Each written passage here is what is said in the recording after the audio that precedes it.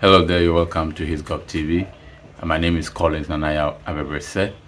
So in this video, we are going to look at the British interference in local politics. We have been looking at this topic for a number of days now. Today we are particularly looking at the Bond of 1844, a very popular topic in the history of Ghana. We are also going to look at the reasons for the signing of the Bond of 1844, why the bond was signed, and also the importance of the bond, or of the signing of the bond of 1844. Good. So before we begin, I would like to remind you to subscribe to our channel if you have not done so. And if you have done so too, we thank you very much for your support. Share our videos to people you feel may be interested. Now, in our previous video, if you did not watch, you can check in our playlist SHS3. You'll find it there. We looked at the activities of Captain George Maclean, or the role that he played in ensuring that the British influence was extended, came back. And we did learn that Maclean was reported by the traders because, one, he was instructed not to interfere in the local politics of the people, which he did by signing peace treaties with them, 1831 peace treaty. And so because of that, the parliament, or the British parliament, set up a committee to investigate the activities of Maclean, and the committee came up with a recommendation that Maclean has exercised the British authority illegally because he didn't have the backing of the Queen. And so the committee recommended that a new governor should be appointed to give that backing, that legal backing, to the influence that Maclean had been able to achieve. And so for Commander Hill was appointed, and he will be the one to sign the bond of 1844. We also established that had it not been Maclean's role or influence, the Gold Coast wouldn't have been colonized, and the history of the Gold Coast would have been different today as we know it. And so today we are looking at the bond of 1844. We're going to talk about a lot about the bond, and this is a very, very controversial bond in the study of Ghanaian history. There are a lot of issues surrounding it. So let's start with our objectives. So by the end of this lesson, you should be able to state the terms of the bond of 1844. So what were the terms, the agreement, or the clauses? Then also state the reasons for the signing of the bond of 1844. Why were the bonds signed? And then the last one will be to discuss the importance or the significance of the bond of 1844. Good. So let's start with our introduction. So what was the bond of 1844? Now, the bond of 1844, in simply terms, was an agreement made between eight coastal states, that is states in the Gold Coast, 8 of them. Agreement made between these 8 states and the British. So that is basically the bond of 1844. It was signed in 1844, so it is termed as the bond of 1844. Now, this bond was signed by Commander Hill, who was assisted by Maclean. Okay, and they persuaded 8 coastal states to adopt this declaration, which came to be known as the bond of 1844.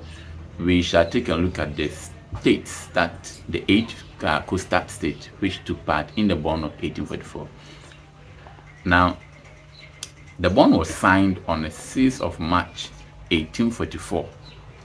So the bond was signed on 6th March 1844, and I know you are familiar with the date, 6th March, which is also a day that we celebrate Ghana's independence. We shall come back to that date later on. But bear in mind that the bond was signed on 6th March 1844. Now, as we earlier indicated, it was signed between the British and the Gold Coasters.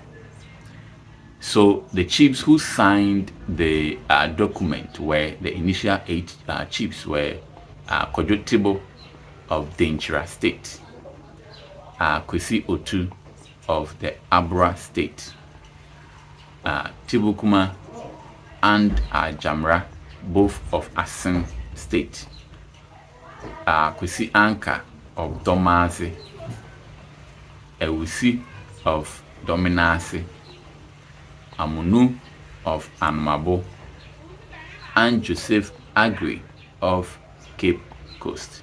Now, in your exams, they can ask you to state some of the or list or mention some of the states or coastal states which signed the bond of 1844. You can mention Abra, you can mention Denchira, you can mention Dominasi, you can mention Anmabo, Cape Coast, Asin, Domasi. But then they can also ask you to name some of the coastal chiefs that signed the bond of 1844. Then you mention Kojo Tibo, Joseph Agri, Kwesi Anka, Tibukuma, Jamra, and so on and so forth. So that was the initial chiefs that signed the bond of 1844. Now let's take a look at something here. In that same year, 10 other rulers of the southern state also joined to sign the document. Now they were the chiefs of the following states: Chifo, the chief of Chifo also signed, Ekumfi also signed, Ejumako also signed, chief of Gumwa also signed, Asikuma also signed, Nsaba also signed, Wasa Mmenfi also signed, Wasa Fiase also signed, Dixco also signed. Then Jamestown in Accra also signed the bond of 1844. So all these chiefs, coastal chiefs, bear in mind all these chiefs were in the coastal area. They signed this bond with the British. We will take a look at the terms that they signed to, or the agreements that they agreed to, and so they signed this bond. Now let me also make it clear that the bond of 1844, Ashanti were not part of the signing of the bond of 1844. Ashanti were different on their own. They were doing their own thing with the British. The British had issues with the Ashantis all this while. So this bond of 1844, Ashanti chiefs were not part. No Ashanti chief signed the bond of 1844. The bond was signed mainly by the coastal states, the chiefs in the coastal area who lived there with the British. Asantis were not part, and it's not because Asantis didn't want to sign or anything, but there was no way Ashantis were to be part of this bond.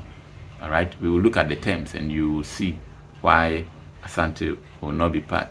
Of course, Asante was even regarded separately from the other coastal states, and therefore they didn't consider the Gold Coast, the coastal state, and the Ashanti as one country, so they should sign the same bond with them. And most of Asante was just a protectorate. Now let's take a look at the terms of the bond of 1844. Now, the terms of the bond or the document contained only 3 clauses, and that is interesting.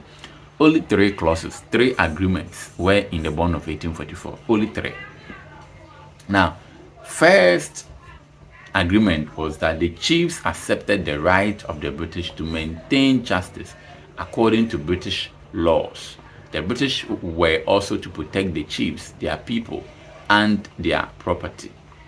Now, this bond marked the beginning of the official recognition by the coastal states of using or introducing British laws into our traditional political or our traditional system. We had our customary laws that we were using, to ensure that there was peace and stability in the country. But then this bond of 1844, this agreement meant that the local chiefs, the southern chiefs, have now agreed that the British should deal or should adjudicate cases using British laws. So for instance, in the British law, when one goes to steal, what then means is that what the law says over there will be done to the person. So if the law says that the person should be imprisoned, it means that we have to start building prisons here to, to put these people in prison. You understand? If the law says that, oh, if you go and take somebody's wife, the law is, or maybe you go and have sex in the bush, of course the law is silent. The British law is silent on this, because it is only our customary laws that were, interested in people having sex in the bush and then, being punished. But the British law would be silent on that, and so there was no punishment for people who were having sex in the bush, or more so even when two people have consensual sex, and they get pregnant. I don't think that the British law actually has anything that will bind them, but in those days you could be banished from the town. So you realize that the introduction of these British laws came with its own effect on the local people, especially the coastal states. That is not to say that the coastal states did not have their own laws. They had their own laws, but after accepting this, things would change. At this time, the Ashantis had nothing to do with this. They still had their own laws and customs and traditions that you must obey. All right, and so to me, the acceptance of these coastal states, of this agreement is what has led to so many immoral, acts, because the British law is silent on things that has to do with morality. Now let's do more of the terms. Human sacrifices and other barbarous customs such as pioneering were also unlawful. Yeah. So like I said, this area you could see that almost all the treaties, or all the treaties or agreement that is signed between the British and the local people, they put in human sacrifice, and that should tell you the extent to which this practice was so prevalent among the people. And so yeah, here I always commend the British of ensuring that our forefathers stopped these inhumane practices. Now the third of the Bond of 1844 was that it stated that all criminal cases like murder and robbery were to be tried in courts made up of British judges and native rulers. Now, customary laws were to be used in as much as they kept within the principles of the British law. And this is where the issue was. The British were quick to recognize their law to be introduced into the Gold Coast. Now, the smart thing they did was that they did not totally abolish the customary laws, that is our traditional laws, but they told the chiefs that you can only use your customary laws if they are in line with the British law. Now, this is very, very, very interesting. You see, if they say don't use your customary laws, it may arouse some sort of, protest or resistance. So they say you can use only your customary laws only if it is in line with the British law. And of course, about 99.9% of our customary laws are not in line with the British law. So indirectly, what they are saying is that do away with your British law, with your customary laws. And this marked the beginning of colonization. Changing our way of life and planting their way of life on us, on the Gold Coasters.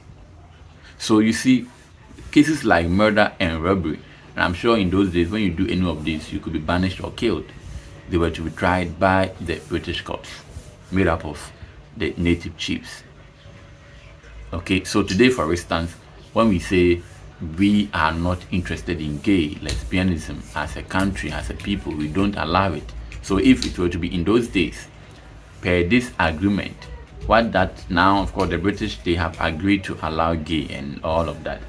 So per this agreement, now once the chiefs have agreed to this bond and signed, what that means is that our customary laws, which prohibits gay marriage, is not in line with the British law, which allows gay marriage. So what that means is that we can't apply our customary laws because they are not in line with the British laws, which then means that the British laws superseded our traditional laws, which in effect is a big lie. This was done just to colonize the people. And so they would force the people to accept gay, because that customary law, which speak against gay, is not in line with the British law, which allows gay. And the coastal chiefs signed this bond. Now, interesting, also get to know that the British were also to protect the chiefs and their people. Now, protect them how? Protect them from the Ashanti invasion. So you realize that when you study these terms for critically, you see that the coastal state, the chiefs, signed this bond of 1844 mainly to protect themselves from Ashanti invasion. The chiefs and their people. So they were not thinking about the other, other clauses. And this started with the introduction of what we call colonization. This is political, right? Changing our laws and making the British law superior to the customary law. Every law is law. Every law within every society is, superior in that society. You understand? But hey, that is just what happened. Now let's take a look at why this bill was signed, why this bond was signed. Now, Maclean had exercised the British influence in Ghana without any official approval. The bond was signed, therefore, as a pledge to recognize Maclean's political achievement. So, you recall that the British Parliamentary Select Committee, which was to look into the activities of Maclean, recommended that Maclean had exercised the British authority illegally by signing treaties with the people. However, the people have also come to accept the authority of Maclean, which they then recommended that then the British government should assume direct administration of the forts and castles along the coast. And so this bond was signed just to officially approve what Maclean had done. All right, yes. Now let's look at the next one. The British Parliamentary Select Committee of 1830 asked the British in Ghana to regularize their relations with the people.